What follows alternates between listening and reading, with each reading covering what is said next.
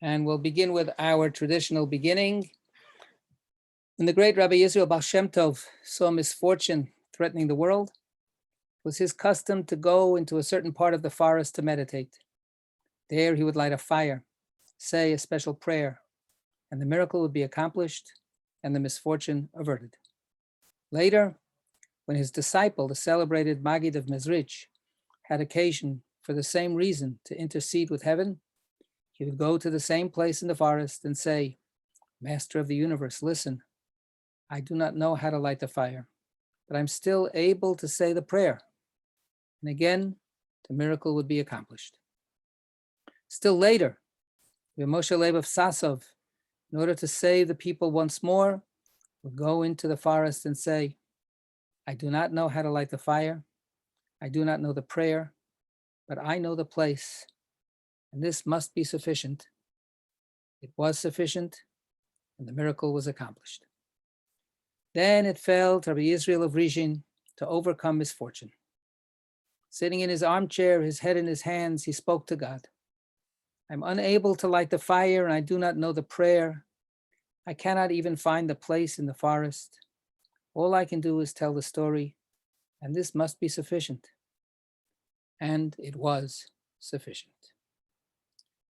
Now we'll go to our story for today.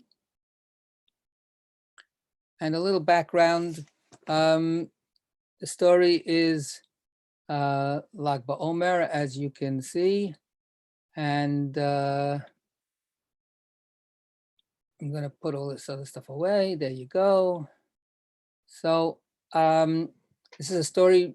It's a children's story written by Shalom Aleichem. We've had his wonderful stories before. They always have a little edge to them. They're not just some, sweetie pie kind of fairy tale. And this is a story, as I say, about Lag BaOmer, which will be Friday. So Lag BaOmer is the 33rd day of the Omer. And I'm trying to get, I think, no. What am I supposed to, I'm trying to get Beryl back in here and it's not happening here. There. Okay. So it's the 33rd day of the Omer. The Omer is the 49 days that we count. And the 50th day is the 50th day after the first day of Pesach. And that's Shavuos. And that's the time that we celebrate receiving the Torah. So the Omer is the counting period, between Pesach and Shavuos. Lag BaOmer is Lamed Gimel, which is 33. The letters in Hebrew equal 33. The Lamed is 30. The Gimel is 3. The 33rd day of the Omer. So, and that day has become a customary day of celebrating by having bonfires and picnics. And it was a day, it was called a scholar's holiday. And the legend tells us that at the time of Rabbi Akiva, there was a time of, he had many students. And during this period, his students were dying at tremendous numbers, but then they stopped dying on Lag BaOmer. So Lag BaOmer became a time to celebrate being a student. And if you were a student in yeshiva, you were given the day off. And the idea of Rabbi Akiva being the teacher of these students has given rise to some speculation. Rabbi Akiva, we've talked about this before, was a supporter of Bar Kokhba. Bar Kokhba was the general who Rabbi Akiva thought was the Messiah, and he was going to fight against the Romans, and he was going to defeat the Romans and bring back Jewish power. And unfortunately, of course, it was a terrible disaster. And some people say when the story, the legend says there was a plague that the students suffered from and died from, it's really not a plague. It was actually, they were Rabbi Akiva students, so they actually enlisted in Bar Kokhba's army, and they were wiped out. And Lag BaOmer was the day of a ceasefire, or of the day when the fighting stopped. So that became a day that was considered a scholar's holiday. So that background, keep it in the back of your mind when we read this story, because I think that it actually has some bearing on the story. So who's going to read for us today? I'll volunteer to read. Thank you. Now that you made it larger for my crazy eyes. Right. Children, come here. I have great news for you, said our Rebbe Yudel, angel of death, the day before Lag BaOmer. And we perked up our ears to hear what great news our Rebbe had for us. I see, children, that you want me to first describe my Rebbe, to tell you what he looked like, and I will, but only if you don't press me to tell you how he came to be called Angel of Death. A clever boy would figure it out for himself. It was because we feared him as much as the Angel of Death. But then you will ask, why did we fear him as much as the Angel of Death? It was because he used to whip us till the blood ran. Well, why did he whip us till the blood ran? We probably deserved it. We didn't want to study. Why didn't we want to study? We were probably great troublemakers. I tell you, it's a long story. He was called Reb Yudel, Angel of Death, and you can be sure he earned that title. Honestly, although he earned that title honestly. He earned that title honestly. Although in appearance, he didn't look like an angel of death at all. He was slight, short, dried up like a fig. His face was the dark greenish yellow color of last year's Sukkot palm branch and lined like a matzah. His cheeks were sunken and a little goatee barely sprouted from his chin, and even that in patches. The nose, I tell you, was rather large, starting off thin and ending up thick and bent like a ram's horn. And his Adam's apple, like a knob, slid up and down as if a mouse were scurrying around in there. What day do we have tomorrow? The Rebbe intoned in a sing-song, inclining his head and shutting one eye. Lag BaOmer, we all chanted in unison. Like little goats, we cry, meh. When is Lag BaOmer? He continued in the same chant. 33 days before Shavuos. So I have to say that's a mistake. It's not 30, it's 33 days since Pesach. It's 17 days before Shavuos. But what can we do? Go ahead. You're the expert. What do schoolboys do on Lag BaOmer? Schoolboys get together and have a picnic on Lag BaOmer. What else do we do on Lag BaOmer? You arm yourselves with bows and arrows and slingshots, and you go singing into battle far, far beyond the village. That's the way, said the Rebbe and opened his eye. That's the way I like you. That's the way to be good boys. That's why I am letting you free for almost a day and a half. Hearing the word free, followed by day and a half, we were all about to spring from our seats, ready to run home. But one look from the Rebbe's little eyes was enough to glue us to our seats. No, come on, yeah. Aha, said the Rebbe, now with a different intonation. Just look at that. Intonation. Just look at that. Ready to make a run for it. You just hear the word free, and already you've forgotten what school means and are ready to jump up like wild goats. Huts, huts, huts, I'm warning you. If you dare, you know very well what I mean. If I see one of you with a tear in his kaftan, or a scratch on his face, or any sign of mischief, I will give you. Reb Yudel moved his little whip from the cabinet and said to us, do you know what, children? Why waste words? Why lecture? Why threaten? Nonsense. You will certainly not obey me, and then I will certainly have to whip you. I'll tell you what, just lie down, one at a time. Let me give you a few lashes in advance, all right? And what if it isn't enough? Don't worry. After Lag BaOmer, you can be sure I'll make up the difference. So children, don't dilly-dally. I beg you, start unbuttoning your trousers. It's a shame to waste time. Time doesn't stand still. And the Rebbe examined the strands of the little whip quite calmly, as one might examine, let us say, the tassels of the underprayer shawl on the eve of the Sabbath, first straightening them out, then testing them out in the air. The reason that you, one second, the reason that you examine the tassels of the under prayer shawl on the eve of the Shabbos, so Friday afternoon, this is what's called the arba kanfas, the four-cornered garment that's worn under the shirt or that's worn all the time. And people would be wearing this. And it has, of course, instead of a talis, which is a big, a prayer shawl, that you don't wear at night.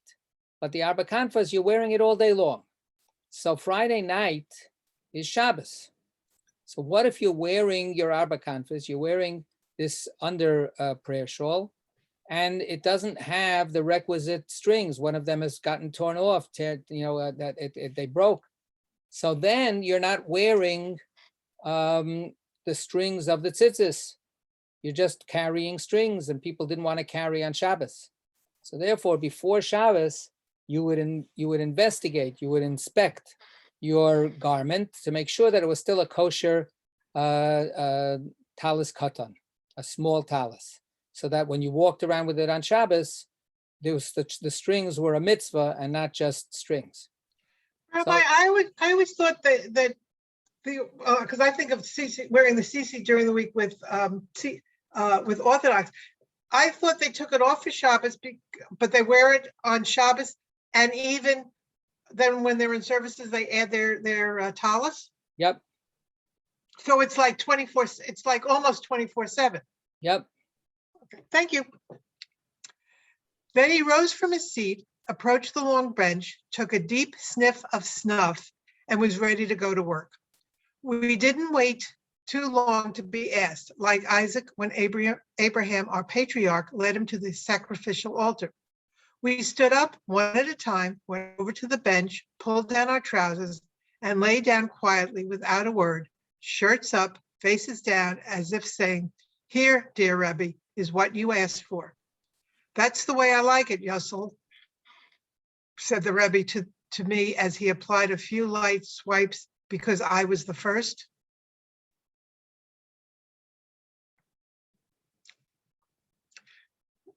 First one to lie down. "That's the way, little kitten. 1, 2, 3, 4, 5. You see. See, when the Rebbe gives you a thrashing, you become an altogether different person. Now, Model," he said to my brother, "Model, come here. Muttel, I love muttel, Model? muttel, Muttel. muttel, Muttel. muttel.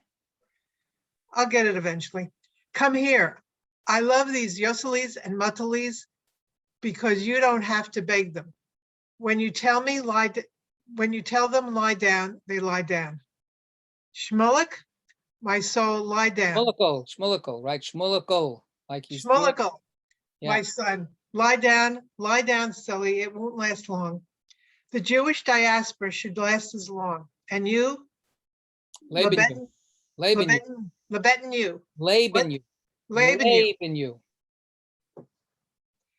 you. What's taking you so long to unbutton yourself? Make it quick. Avramela, my dear, I owe you a few from yesterday. We'll leave it at now. Shibboleth, how is that goat you were riding? Did you think I forgot? Little Herschel, Big Herschel. Tell Big Herschel to do us a favor and please roll up his shirt. Don't worry, there are only males here. Come over here. Topola. Tutarito. Topola Tutarito is a character in Shalom Aleichem stories. His name is couple with a K, right? But he has a speech defect. He can't say the K. So he says, my name is Tupple. Instead of couple, he says Tupple. And then they say, and what does a rooster do? And it says the rooster does Tutarito instead of Kukuriku. So his name became Tupala Tutarito, and he's a constant figure in many stories of Shalom Aleichem. Don't feel bad that you're the last one. Your father, the sexton, isn't accustomed to greater honors. Having finished whipping Kopel, the Right. Rebbe, Couple is tuple, right? right. Having finished whipping Kopel, the rabbi straightened up, placed his thumb on his Adam's apple like a cantor, and sang out in the chant in which they call the groom to the altar, warbling away just like Hirschber, the cantor. Hirschber. Hirschber, the cantor. I'm not even going to make an attempt at that one. Yamo, the Chassan Yomtiv Lipman, Reb Shalom Yitzchak, Maftir. Rise up, O bridegroom, this happy day. Litman, son of Shalom Isaac, to recite the Maftir prayer. It's all right. Don't be embarrassed. Reb Lipa, you're a bar mitzvah boy already and engaged to be married with a pocket watch and a silver watch case, but one thing has nothing to do with the other. In honor of Lag Bomer, please be so kind and lie down here on the bench. I certainly won't hurt you. God forbid. I'll just whip you some, nothing more. I promise you that on your wedding day, it will. By your wedding day. I promise you by your wedding day, it will be healed. Lipa, lie. Lipa, lie still. Lipa, don't make a fuss. I don't have the strength to fuss with a big lad like you. That's the way you'll be fine. That's the way you'll be fine. Now button up real good, children. Wash your hands, pray the mincha service, and go on home. But quietly, nicely, well behaved, the way I like it. And God willing, the day after tomorrow, bright and early, you will all be right here in place. Everything in order as it should be. Do you hear what I'm saying to you? If I see so much as a speck, a hair out of place, good night, be well, and have a happy holiday. On the following morning, God brought forth the sun from its butter barrel and granted us a beautiful, bright, joyous summer day. One of those beautiful, bright summer days that even in dark, bleak Kasrelevka, lying near Lake Shtunkela, Shontakela, which is sort of like lake smelliness, right? The air is fragrant, fresh, and delightful. The sky was pale blue. The birds sang. One longed to be out of doors in the fresh air. One was drawn to be out there, far, far from the muddy town, where a blade of grass sprouted, where the trees were covered with little green leaves, where God's birds danced and hopped, chirped and warbled. That morning, my brother Motel and I made sure to wake up early, sped through our prayers, grabbed our lunches, and ran off to Lipa Shalom Isaacs. Why to Lipa Shalom Isaacs? Because, first of all, Lipa Shalom Isaacs was the oldest of the students, our bar mitzvah boy, and engaged to be married as well, with a pocket watch and a silver watch case. And second of all, there was a large courtyard nearby where we always spent Friday afternoons, hopping around on one foot playing Kutsi Baba, Ekach, and Mekach, Kamerhoitz. And hide and go seek. Excellent. Thank you. When my brother and I arrived at Lipa Shalom Isaacs, we found the whole gang already there. Altogether, we were 44 of us, students from 2 classes, Reb Yudel Angels of Deaths and Rabbi Ephraim Talens. Here come the Yosels and the Models. Show us what did you bring, said Lipa Shalom Isaacs, and began unwrapping the packages each of us had brought for the picnic, describing out loud each contribution and calling our names out in rhyme. Mendel Fendel, show us what you've got there. 2 egg bagels, a piece of honey cake, an egg, and 6 groschen. Itzhak Spitzak, noodle teschel, go to the store, get some more. I see. Canine horror, a treasure. 2 kickle, 3 eggs, a piece of dried kishka, some sugar cookies, an almond bagel. I never knew they had made almond bagels. An almond bagel, a bunch of hazelnuts, aha, and 10 groschen, too, as I am a Jew. Yankel, bankel, flankel, fleshel. Bull, bull, bull. Show us what you have. You're no fool. A whole roll, a quarter chicken, some goose fat too. What's this? A flask of mead? You little devil. That's what we all need. Moshala Shishtalil, knock on the door. Old women are sleeping, hear them snore. Come over here. Did you bring whiskey? I love you because who ever heard of a picnic without whiskey?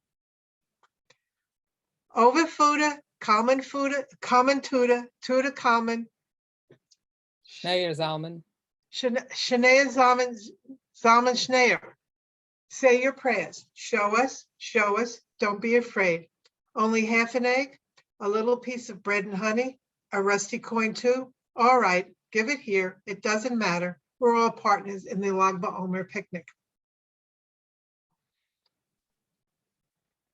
Tapala tu tatartu. What have you dot there? A topet and a roll and a piece of darlic? Why did your mother dive you Div. so little? Div. Yeah, okay. Why did your mother give you so little? Div. Lippa Shlomo Isaac's mimic Kopel's speech defect as the boys roared with laughter, and even Kopel laughed along with them. Yoluk Balak has brought the most. Let's all give him a great big toast. You're a rich man's son. You must surely have a whole treasure of eggs and fat, wine and whiskey, and plenty of good things. So, was I right? 2 rolls, a half a roasted duck. Ooh. A score of eggs and tea and sugar. Here we have nuts, carob, raisins and almonds, oranges, and a lemon too. God bless you, your soul. Come here. Let me at least thank you. Yoluk, the rich man's son, approached proudly, his hands in his pockets, and Lippa Shalom Isaacs granted him a smart flick on the nose. Laughter broke out. Now, kids, spread yourselves out on these logs, said Lippa Shalom Isaacs. Let's get to work on the picnic. Eat and enjoy and be well. As our rabbi says when he's whipping us, who has a tumbler? Give it here. Let's make a toast. L'chaim melech. When you drink, you're happy. L'chaim, Noah. From whiskey, you get strength. Come here, Nissel. Take a little whiskey. L'chaim shekel. Take a swallow. L'chaim Abraham Moshe. Enjoy a large tumblefill. L'chaim Topel. May it drive you health and luck. May it give you health and luck. Div. May it div you health. Right. May it give you health and luck and everything good. Empty your glass, or I'll give you what for. Somebody's typewriter was really off with the No, G's. this is what Tuple can't pronounce. Ah, but okay. We all laugh. Can't say good, so he says dud. Can't say give, so he says div. Okay, we all laughed, and Kopel laughed himself laughed too. Kids, tell me where we're going this year, said Lippa Shalom Isaacs after the picnic. There was a racket, a din. Everyone shouted out his preference. To the other side of the cemetery, said Mekala, the widow's son. Melech, the widow's son. To the slaughterhouse, said Noah, the ritual slaughterer's boy. To the brickyard, said Avraham Moshe, the mason's son, in a high voice. To the brickyard, several other voices joined in. What about the dogs? Have you forgotten? Chimed in Nissel, a pale lad who looked terrified. Who cares about them? Who's afraid of dogs? Said Yoluk, the rich man's son, boldly. You're scared to death of a dog, broke in David Hairlip. Not only of a dog, of a cat, chimed in Shepsel, a boy with a strawberry mark on his cheek, and the gang broke into laughter. Yoluk, the rich man's son, became furious, went over to Shepsel with the strawberry mark and waved his fist under his nose. For this, he received a jab in the side from David Helleb. He jabbed back. In no time at all, he was being hit from all sides. Any other time, no one would have dared take it upon himself to stand up to a rich man's son. But on Lag BaOmer, it didn't matter. On Lag BaOmer, we were free. Quiet, shouted Lipa Shalom Isaacs. Enough fighting. Do you know where we should go? Do you know where we should go this Lag BaOmer? Where? Where? To Galaganovka. To Galaganovka? To Galaganovka? They all shouted in one voice. Even Kopel Kukariku added his high-pitched voice. Daladanova. Daladanova. He can't do the G's, right? He can't do the G's and the K's. And it was decided we should go to Galaganova. Galaganovka was a little village not far from Kastrelevka. If you are going to our Kastrelevka, you first had to drive through that little village. When you drove through that village, you usually came across a band of Gentile boys wearing large hats who chased after your wagon, throwing stones, turned their dogs loose on you, and grimaced wildly while chanting a nasty song. Zid, Zid, Jid, Jid, Jid, Jid, scum of the earth. You've lost a shoe. So I went and I found it, picked it up, and went my way. Jid is Russian for Jew. And although those words made no sense whatsoever, nevertheless, they made you very resentful. Not so much the words themselves as their jeering laughter, and not so much their jeering as the stones they threw, and not so much the stones they threw as the dogs they turned loose on you. But what will we do, another of us asked, if God forbid the Gentile boys attack us? What do we care about Gentile boys, said Lipa Shalom Isaacs, when we are 44 strong, armed with weapons, with bows and arrows and slingshots, and with sticks as well. Let them dare attack us. We'll show them who we are, said Yolok, the rich man's son, who had already forgotten that he had just been ridiculed and punched. We will be the sons of Israel, and they will be the Philistines, said my brother Model, coming up with a bright idea that pleased everyone. If you listen to me, suggested Chaim, the Gemara student from Reb Ephraim Talin's class, we should divide into two armies. One army will be called Yehuda, and the other Ephraim. Let Lipa Shalom Isaacs.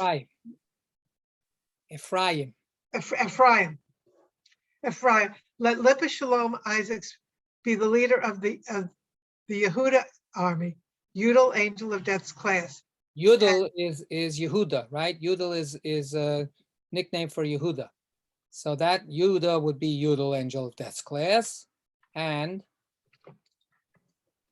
Mendel Loshek will be the leader of Ephraim's army, Ephraim Talin's class. Right, as I am a Jew, agreed several others. Our patriarch Jacob, when he went to war against Esau, also did it that way.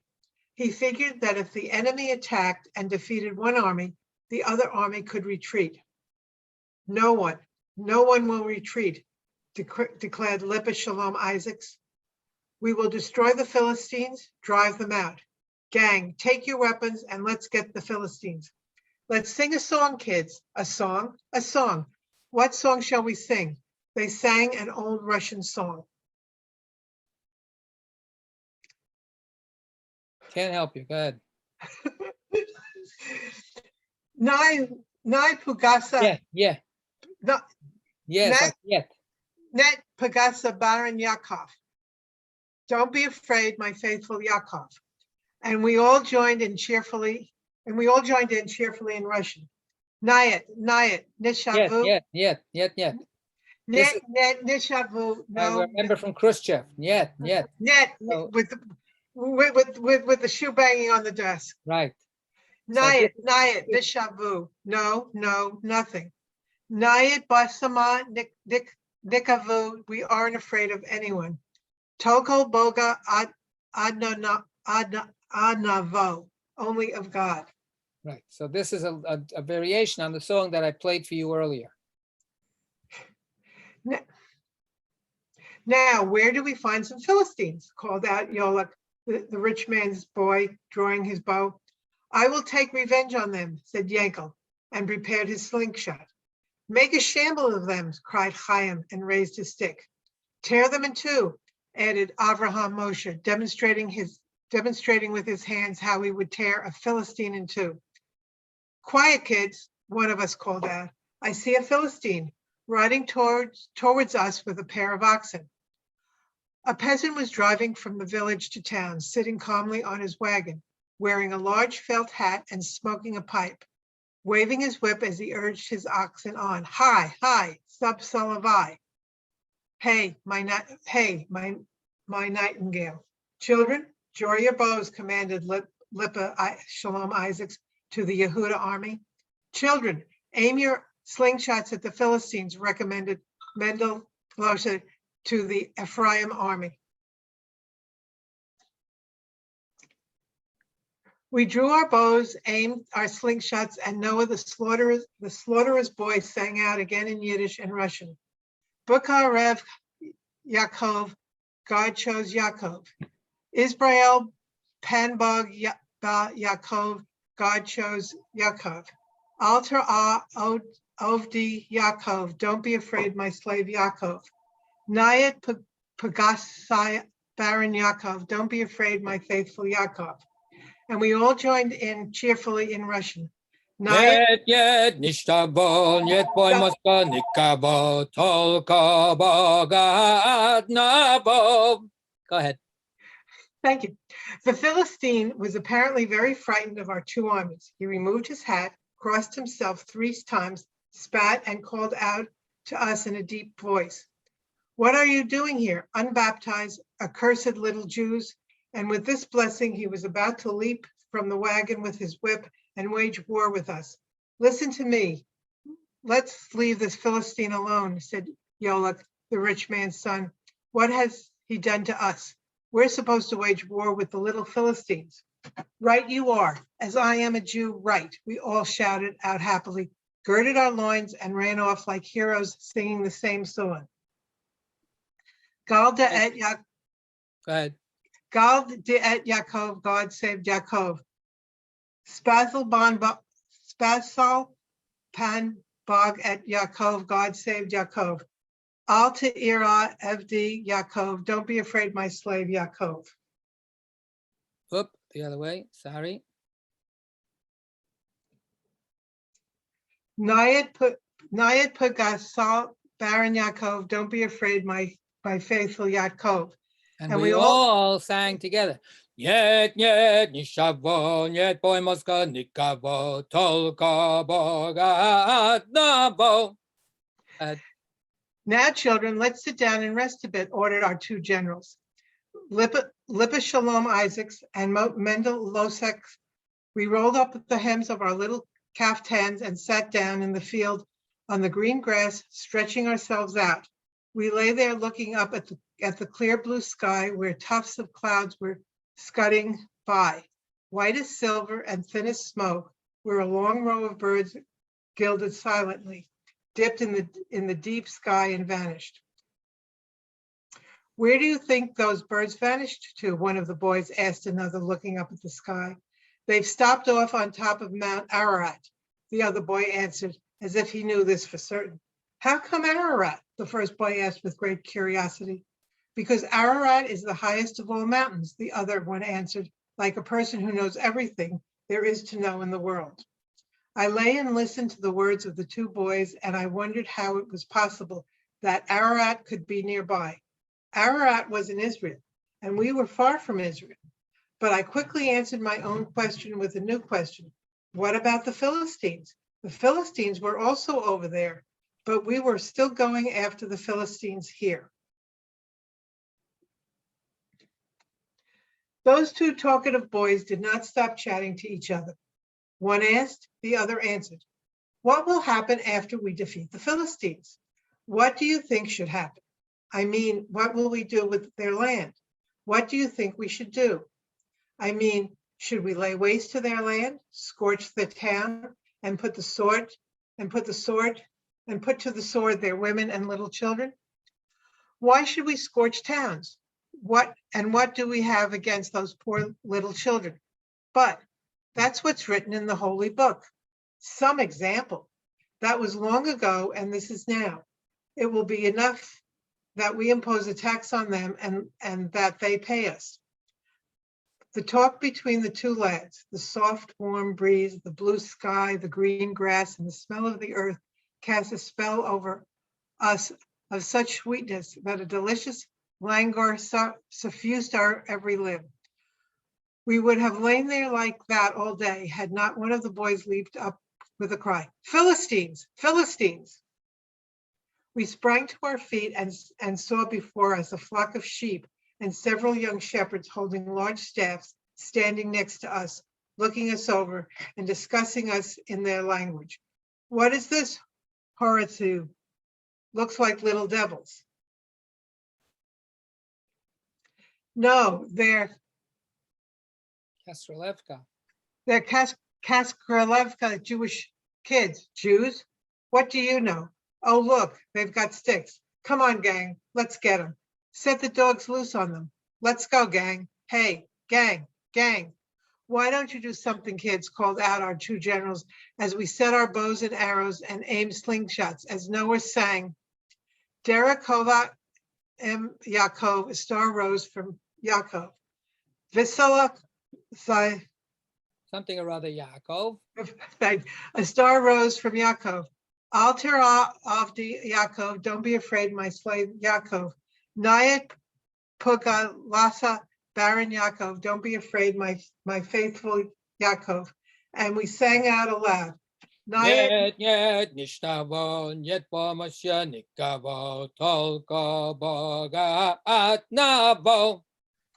The war between the sons of Israel and the Philistines had begun.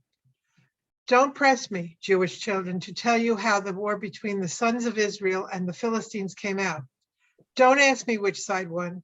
Why should you aggravate me? I can only assure you that the sons of Israel fought like lions, ran like deer, and fought with devotion like true heroes, so that even Topol Tutar Titu sprang into the fire as if possessed, crying out at the top of his voice, Tids, div it to them, till them, so they won't forget us. But oy vey, what could the lamentable sons of Philistines do when we were attacked by the dogs? The Philistines' dogs who devastated us, destroyed our armies, so that the sons of Israel were forced to retreat in disgrace. The first to run was Yolak, the rich man's son, like a shot, not so much from the Philistines, but from their dogs, who chased after us till we reached the town. Alas, all that remained of our two armies was one tattered army. We no longer sang Al Torah Ovdei Yaakov, Nayat Puska Baron Yaakov. No, we were now singing a different tune. We were screaming, help, God in heaven, save us, Shema Yisrael. We arrived home late, about the time for evening prayer, and stole in. My brother Motel and I, one at a time, and sat down in a corner, quiet as doves, as so they would not, God forbid, see our wounds, our besmirched kaftans, but just our luck. Who should be there visiting but our Aunt Rezel from Yampoli? Imagine that. We had seen neither hide nor hair of her for almost a year and a half. Yosel, Model, mother called us. Aunt Razel's here. We didn't stir. Where are you? Cried mother. Why have you hidden yourselves?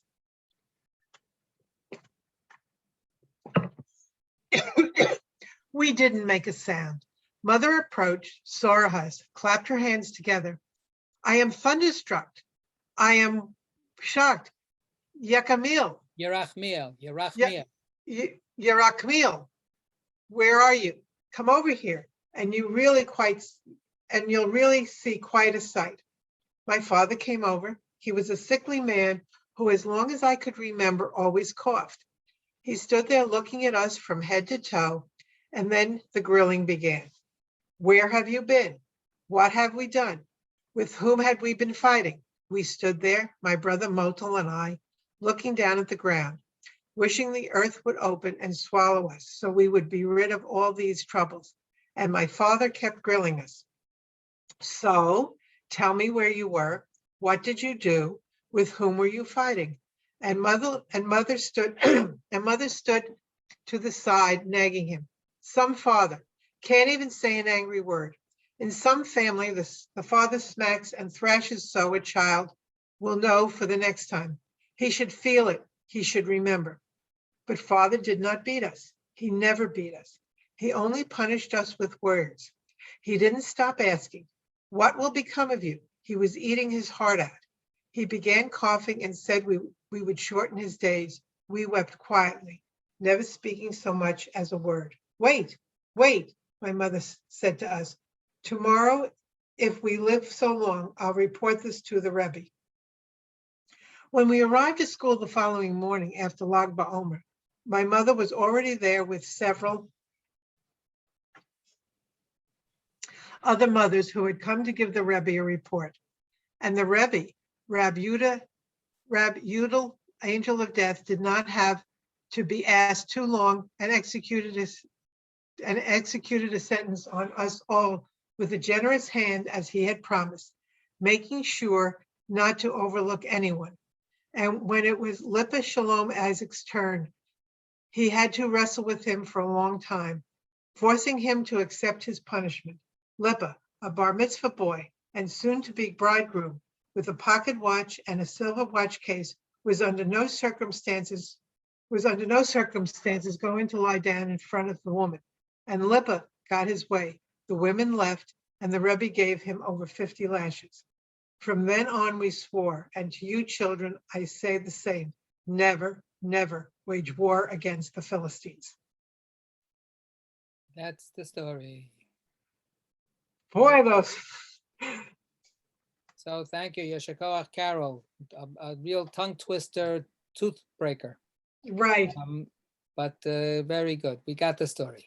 Thank you. Oh, any comments here? While I was reading it, I have to think back to it.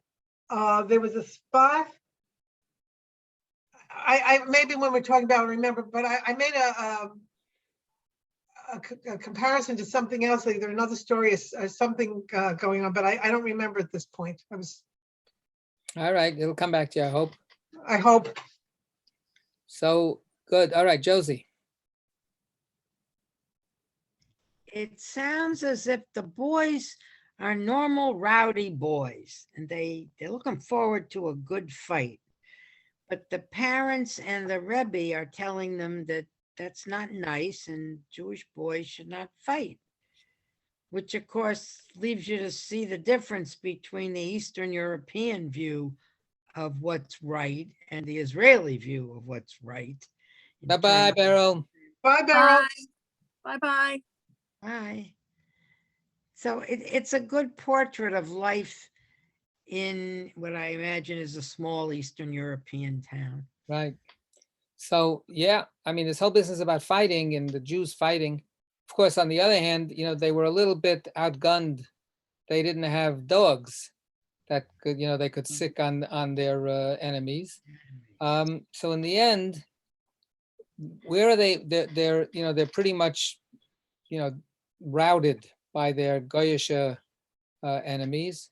Where does the violence actually exist in this story? Yeah, Merrill. In the classroom. With the Rebbe. Right. I would, you know, when we were reading that, it was, you know, a little bit alarming and awkward. I mean, it wasn't even just a little pat, and they had to take their pants down. I mean, how humiliating was that? Right. Welcome to the old days, right? Yeah. So it's really creepy for us to read it. I also felt, you know, when the first time I read the story, I cringed a little bit. But this really was the normal way. And it wasn't just Jewish. I mean, it was everywhere. Paddling was like understood. This was the way you disciplined the students, and humiliation was part of it, right? This is, you embarrassed the student, and you showed them who's boss, and also a little physical pain was also part of the deal. Yeah, Carol. Two things. I remember before, but I remember when I was in school and kids went to Catholic school, they talked about how the nuns hit them with rulers. But I remember the part about when the father just asked questions and didn't beat them, and Right. disciplined by. I remember, my mother, that was years ago. I was young enough where the kids our age got spanked, but then it got to the point where I would have preferred a spanking than my mother talking to me, because it hurt worse being disciplined by words than getting a spanking. Right. So the story goes back and forth with these images. We have a certain image again of the Pacific, Jew, the gentle Jew, or the Nebushi Jew, or the Jew of the spirit. And in our prayers, we say, not by might and not by power, but by the Spirit of God. That's how we'll prevail, right? And the reason I said that this was an appropriate story for Lag BaOmer is because in that introduction that I gave, we brought up the story is about this. Do we fight? What is the Jewish response to this oppression that we're suffering? Bar Kokhba represented this strongman view, and some of the rabbis thought it was a disaster, it was going to lead to disaster. Rabbi Akiva was very excited about it. And of course, the whole thing was a gigantic failure and a gigantic catastrophe for the Jewish people and a tragedy. So this is part of the scars, and this is part of the collective traumas that we have been living with. And this is like this little miniature, kid version. But again, is the father a Nebush, or is the father a man of great dignity? And the Rebbe, how much is he a sadist? Is he a pervert? Is he just a gentle guy when this is the way he takes it for granted since everybody's doing this? Remember, in the beginning, he basically gives very gentle schmeiss, right? He's just like going through the motions. But it's here, the picture that we get of him is really of this kind of like little nothing guy. But so the problem of power, problem of strength, is haunting the whole story, right? Where does might make right? Where is our might? What are we supposed to be doing in this fragile, vulnerable situation that we're in? Yeah, Merle. Two things. One is a question. Do they still do this in the yeshivas of today here, let's say in Brooklyn or Muncie or something, with all Some this of them, physical? some of them do, yes. Okay. Did you see Shtisel? Yes, I did. Yeah. Did you see the last season? Yes. So in the last season, remember, there's a whole episode there where the elder Shtisel, who's the principal of this school, and this kid is being very, very disrespectful to him, and he slaps him. And then there's this uproar, and he gets fired because he can't, that's right. and That's he right. goes, "What Yeah. are you talking about? I'm just doing what we always used to do." And the committee comes to him and says, "No, Reb Shtisel, you don't know. Times have changed. We can't get away with this anymore." Right? So even in the ultra-Orthodox community, there's this whole discussion about, spare the rod and spoil the child is a verse in Proverbs. So so that's it. Yeah, one second, Carol, and then back to you. Oh, sorry. It's interesting when they talked about, I did a flashback to like West Side Story and what went on in different neighborhoods where Jews couldn't go through certain neighborhoods, right, in the 1900s. And I'm talking in the United States, where just because you were a Jew and the Philistines, I could equate it to Italians and Jews, and then so it's not like it's Jews and Philistines unique to them. It's still going on. And unfortunately, it's going on too much now. Right. And of Mhm. course, it's not just the Jews. By now, the Jews are mostly okay. But, African Americans and people of color in general, Yeah, well, they look what they just are look always, what they're happened always Saturday nervous. night in Bronxville. Look at that beautiful dog. Look, Yeah, four windows were beautiful. broken at Gosh, you 3 or missed it. 4 windows. What was Saturday night, Sunday morning? Windows were broken at what was Bronx in the Bronx? In Riverdale, in a bunch of Riverdale. synagogues. So I mean, it's still going on. I mean, Right. as safe as we are, we're not safe. Yes, Merrill. Two things again.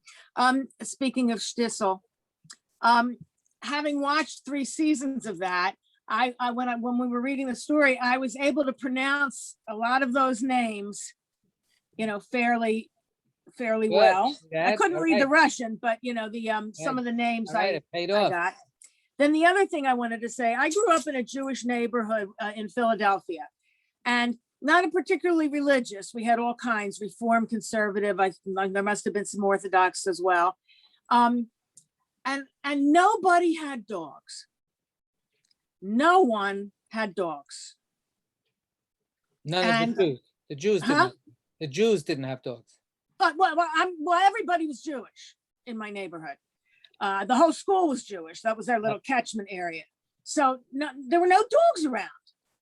And it must be because of these experiences, because it was shortly after the war, and a lot of people were immigrants, and Yeah, absolutely.